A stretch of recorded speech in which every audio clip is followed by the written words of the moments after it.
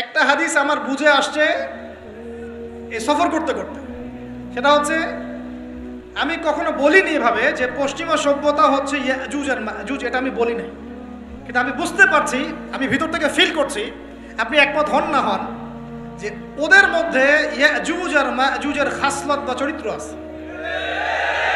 100%। আমি একটা হাদিস বলি, শেষ করে দিব, আর সময় নেই, 10 মিনিট আছে। এই হাদিসটা শোনেন।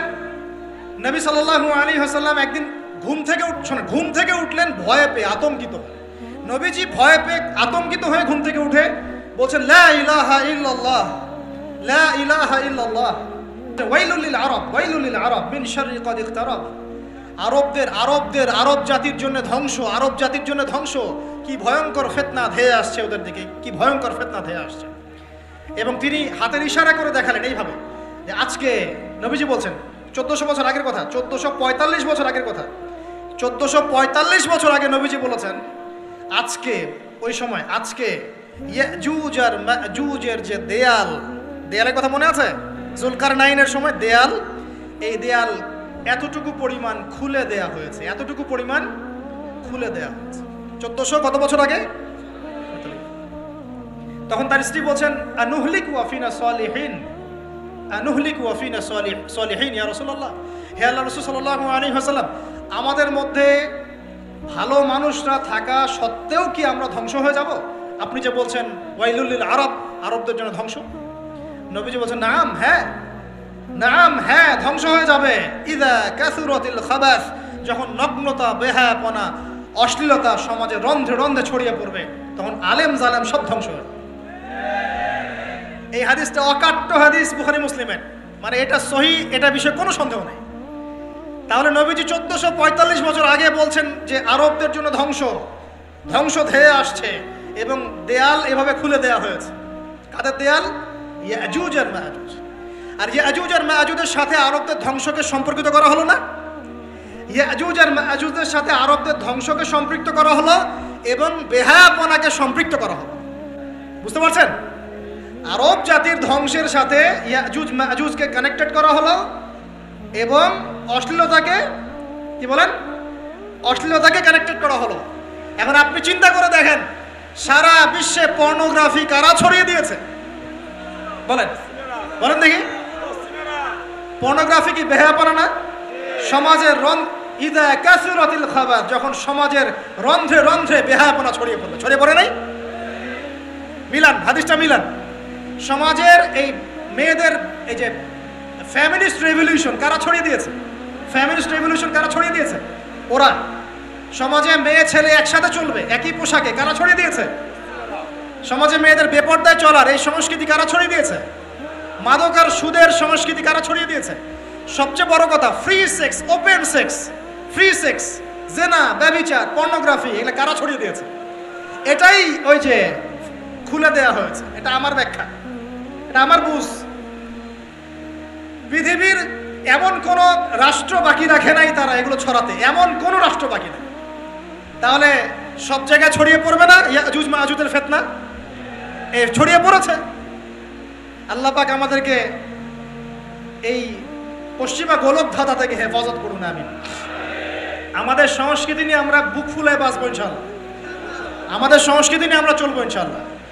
আমাদের কোরআন আছে, হাদিস আছে, আমাদের নবী আছেন, আমাদের সাহাবীরা আছেন, আমাদের দিন আছে ইনশাআল্লাহ। আমাদের অন্য কাউকে প্রয়োজন আছে? এই যে প্রযুক্তিগত কথাগুলো বললাম, একটু মাথা খাটান, এগুলো আমরাই তৈরি করতে পারবো ইনশাআল্লাহ। সব ঢেলে সাজানো যাবে ইনশাআল্লাহ তাআলা। আল্লাহ পাক আমাদেরকে বোঝার তৌফিক দান করুন। তাহলে 1 নাম্বার কি বলেছিলাম ভাই? ইলম অর্জন। 2 নাম্বার ইলম অনুযায়ী আমল। আর এই আমলটা কি শুধু ব্যক্তি জীবনে না জীবনের সব ক্ষেত্রে? আল্লাহ কবুল করুন। 3 নাম্বার, নিজের পরিবারের যত্ন নিন। নিজের ইলম অর্জন করেছেন, আমল করছেন, এখন অনেক বড় বড় কথা অনেকে বলবে, আগে পরিবার ঠিক করেন। আগে কি করবেন? ব্যাস, পরিবার বলতে আপনার স্ত্রী সন্তান। কারণ বাবা মাকে দাওয়াত দেওয়া যাবে, বাবা মাকে গালমন্দ করা যাবে না, বকাঝকা করা যাবে না। বাবা নামাজ পড়েন, আপনি কি মাই দিতে পারবেন? মা নামাজ পড়েন, আপনি কি মাই দিতে পারবেন? পারবেন না। তবে এই যুগে কিছু হতভাগা আছে, এরা বাপ মাকেও গায়ে হাত তোলে না।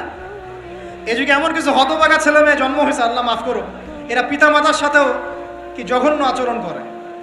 পিতামাতা দোয়া নিবেন, যাদের সাথে পিতামাতা দোয়া থাকে জীবনে সফল হবে ইনশাআল্লাহ।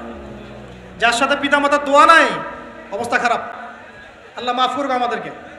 এখন পরিবার বলতে আপনার স্ত্রী সন্তান প্রথম প্রায়োরিটি পাবে, আর পিতামাতাকে আপনি দাওয়াত দিবেন, নসিহত করে বোঝানোর চেষ্টা করবেন।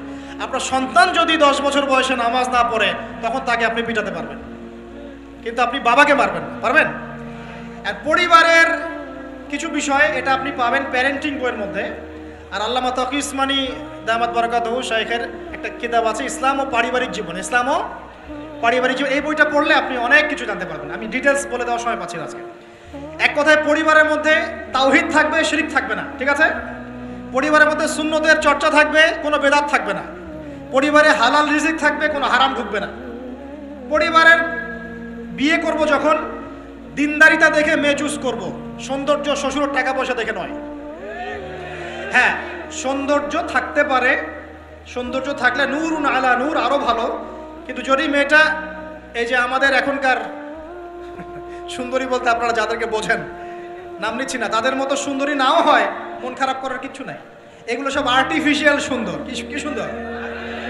আসল সৌন্দর্য হচ্ছে কলবে। আসল সৌন্দর্য কোথায়? কলবে। আর তাদের কাছে যা আছে আপনার স্ত্রীর কাছে তাই আছে। এমন এক্সট্রাঅর্ডিনারি কিছু নাই ওদের কাছে। যা আপনার স্ত্রীর কাছে আছে তা তাদের কাছে সেম জিনিস, সেম। এখানে এত বেশি লোভনীয় হওয়ার কিছু নাই। পর্নোগ্রাফি দেখতে দেখতে মানুষের মাথাটা এমন নষ্ট হয়ে গেছে, নিজের স্ত্রীকে এখন আর ভাল লাগে না, মানুষের বউকে ভাল লাগে, তাই না? এটার একমাত্র কারণ পর্নোগ্রাফি দেখা। যারা পর্নোগ্রাফিতে আসক্ত, আল্লাহ পাকের কাছে তওবা করবেন, বের হয়ে আসবেন, না হলে আপনি জীবনে কখনো সুখী হতে পারবেন না। আপনি মন থেকে কখনো কনফিডেন্ট থাকতে পারবেন না, সুখী হতে পারবেন না। আল্লাহর সামনে দাঁড়ায় চোখের পানি ফেলতে পারবেন না, চোখটা নষ্ট হয়ে গেছে। তো আল্লাহ পাক আমাদের যুবক ভাইদেরকে পর্ন থেকে হেফাজত করুন। নিজের দৃষ্টি নত রাখবেন, ইনশাআল্লাহ আল্লাহ পাক আপনাকে খাদিজা রাদিয়াল্লাহু আনহার মতো স্ত্রী দিবেন ইনশাআল্লাহ তাআলা। আল্লাহর প্রতি ভরসা রাখেন, আল্লাহ পাকের কাছে যা চাবেন ইনশাআল্লাহ পাবেন। আল্লাহর প্রতি যে ধারণা রাখবেন আল্লাহ তেমনই হবেন ইনশাআল্লাহ। কেউ যদি ধারণা রাখে আল্লাহ আমার সাথে নাই, আল্লাহ আমাকে দিবে না, আল্লাহ তার সাথে থাকবে না। কেউ ধারণা রাখে আল্লাহ আমার সাথে আছে, আল্লাহ আমার সাথে আছে, আল্লাহ আমাকে বুঝেন, আল্লাহ আমাকে দিবেন, আল্লাহ অবশ্যই দিবেন ইনশাআল্লাহ। ওয়া মান ইয়াতাওয়াক্কাল আলাল্লাহি ফাহুয়া হাসবুহ। যে ব্যক্তি আল্লাহর প্রতি তাওয়াক্কুল করে আল্লাহ তার জন্য একদম যথেষ্ট হয়ে যাবে। হাসবুনাল্লাহ ওয়া নি'মাল ওয়াকিল। বলেন হাসবুনাল্লাহ ওয়া নি'মাল ওয়াকিল। স্ত্রী চুজ করবেন কি দেখে? শ্বশুরের টাকা, যৌতুক নেবেন, দিনদারিতা। আর দিনদারিতা কি বাইরের বোরখা দেখেই ফিক্স করা যাবে?